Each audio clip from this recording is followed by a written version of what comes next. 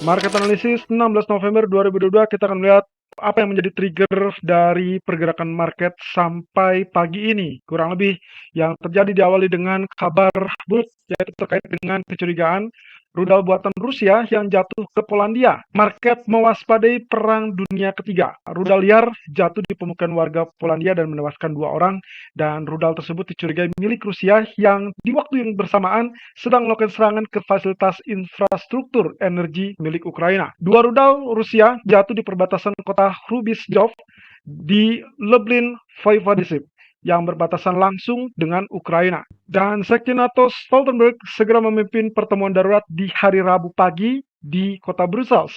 Tentunya belum ada jadwal spesifik terkait dengan waktu yang akan dilakukan, namun diskusi diperkirakan terfokus pada serangan rudal ke Polandia, dan kemungkinan Polandia akan meminta konsultasi pasal 4 atau yang dikenal dengan Article 4. Merujuk kepada dokumen yang diterbitkan oleh NATO, Artikel 4 dan Artikel 5 memiliki kecenderungan yang relatif sama, dan kira-kira mana yang akan lebih mengancam. Artikel 4 menyatakan bahwa para pihak akan berkonsultasi bersama setiap kali menurut salah satu dari mereka jika integritas wilayah, kemerdekaan politik, ataupun keamanan salah satu pihak terancam. Sementara di Artikel 5 mengatakan bahwa para pihak setuju bahwa serangan bersenjata terhadap satu atau lebih dari mereka di Eropa ataupun Amerika Utara akan dianggap sebagai serangan terhadap semua anggota. Joe Biden pun langsung melakukan briefing untuk NATO dan G7 dan dilakukan langsung dari Bali, Indonesia, saat beliau menghadiri KTT G20 kemarin. Biden memberi pengarahan kepada NATO dan anggota G7 tentang Polandia. Para pemimpin dinyatakan setuju untuk mendukung investigasi yang berlanjut untuk mencari tahu apa yang sebenarnya yang terjadi. Kemudian barulah mereka akan menentukan langkah selanjutnya.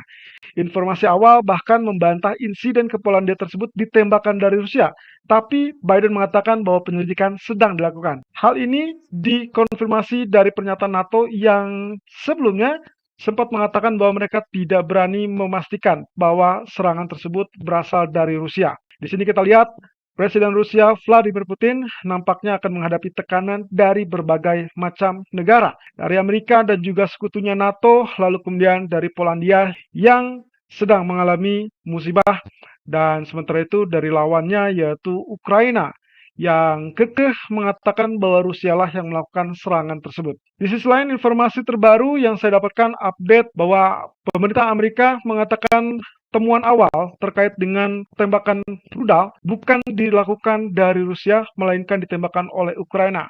Well, tentunya ini akan memakan waktu yang cukup lama, dan pejabat Amerika yang dikutip berkomentar bahwa temuan awal tersebut kemungkinan ditembakkan oleh pasukan Ukraina ke rudal Rusia yang masuk ke mereka. Sementara kalau kita perhatikan dari respon market yang terjadinya serangan, safe haven mengalami kenaikan, juga demikian komoditi crude oil.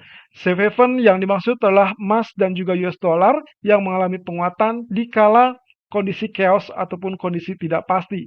Sementara risk aset seperti indeks saham dan juga currency lain seperti halnya euro maupun pound sterling mengalami tekanan turun. Lalu kira-kira apa yang akan terjadi berikutnya? Tentunya pasar akan menunggu hasil pertemuan NATO dan G7, di mana jika penyelidikan menunjukkan rudal benar ditembakkan oleh Rusia, maka ketegangan geopolitik diperkirakan akan tetap panas. Tentunya respon tersebut akan positif untuk safe haven dan juga komoditi crude oil. Sementara risk aset seperti currency dan indeks saham akan mengalami tekanan turun kembali. Tapi jika penyelidikan tidak bisa membuktikan rudal ditembakkan dari Rusia, maka ketegangan diharapkan reda dan market akan kembali fokus pada data ekonomi ataupun kebijakan moneter dari bank sentral. Dan inilah ekonomi kalender malam ini yang akan dimulai dengan rilis data inflasi dari Inggris yang akan dirilis di jam 2 siang nanti. Ekspektasi untuk basis bulanan adalah naik di 1,7% dari previusnya 0,5%. Demikian pula dengan basis tahunan yang diperkirakan akan melonjak di 10,7% berbanding previous 10,1%. Tentunya aktual lebih besar dari ekspektasi. Normalnya seharusnya akan membuat pound sterling mengalami penguatan, tapi kali ini justru berbalik. Pound sterling diperkirakan akan mengalami penurunan, sementara kalau misalkan inflasinya merendah, justru pound sterling akan mengalami kenaikan. Hal ini dikaitkan dengan jika data lebih tinggi dari ekspektasi, maka respon yang mungkin saja terjadi adalah terkait dengan ekspektasi suku bunga dari BOE bisa saja diterbitkan atau dirilis lebih tinggi di pertemuan mendatang. Dan hal tersebut akan memicu kekhawatiran terkait dengan perlambatan ekonomi di Inggris yang semakin lambat. Sementara itu, Respon yang kemungkinan akan terjadi adalah respon di awal sebelum hingga saat data rilis. Kemungkinan bisa terjadi spike ataupun kenaikan sesaat, namun diperkirakan setelah atau sesaat setelah rilis data kemudian kembali turun.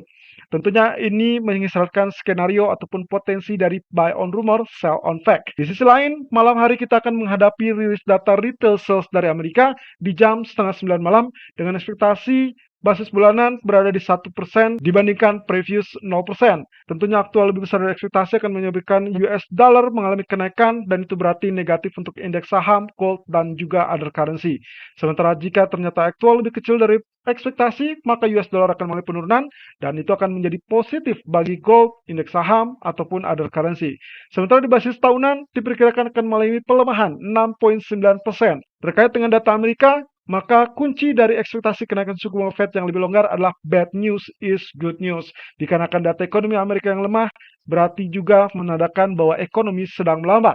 Dan tentunya akan memicu kekhawatiran resesi yang mendorong ekspektasi Fed untuk melonggarkan pengetatan moneternya. Tentunya hal tersebut akan menjadi sinyal positif untuk indeks saham dan juga komoditi emas yang paling sensitif terhadap kenaikan suku bunga yang terlampau tinggi.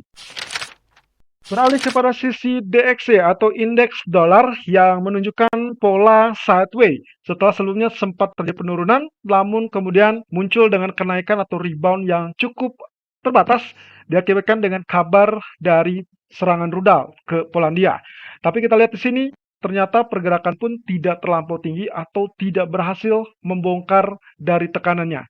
Ya, kalau saya gariskan, kemungkinan posisinya kita masih tetap melihatnya dalam tekanan turun, sehingga kita memungkinkan terlihat nampak jelas di sini penurunan pun masih akan tetap dominan. Jadi kalaupun misalkan terjadi katakan safe haven yang mungkin saja dipicu oleh Polandia, maka kemungkinan posisinya dia hanya melintas sesaat kemudian diharapkan kembali mengalami penurunan.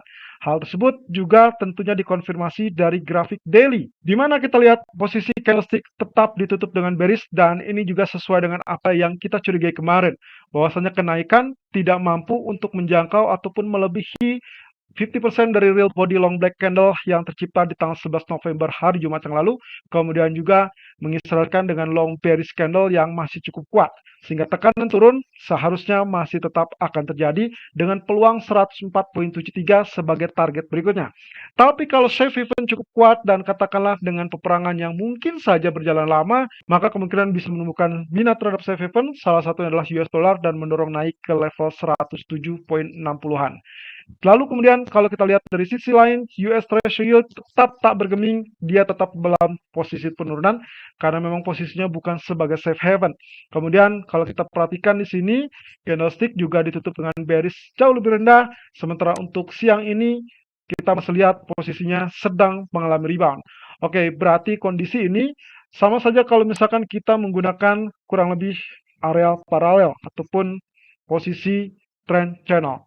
Ya, kita lihat di sini posisinya seperti demikian.